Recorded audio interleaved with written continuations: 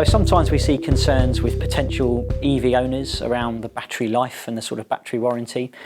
So if we tackle that, what you have to remember is that the battery in an electric vehicle, the lithium-ion battery, is quite different to your smartphone, for example. And that's because the vehicle itself has something called a battery management system. So it does two things. It prevents overcharging of the vehicle, and it prevents overheating of the battery as well.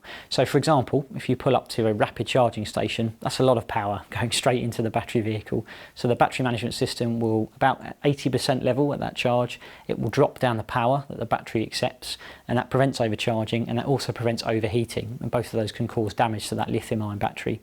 So what does that actually mean? Well, in terms of the technology the manufacturers have put in, they're really confident that that battery is going to be protected. And so we're starting to see some really quite strong warranties come forward. So Nissan, for example, right at this moment, they offer a warranty for their battery where if the degradation is more than 25% at either the 8-year point or the 100,000 mile point, whichever is soonest, they'll actually replace that battery to maintain it.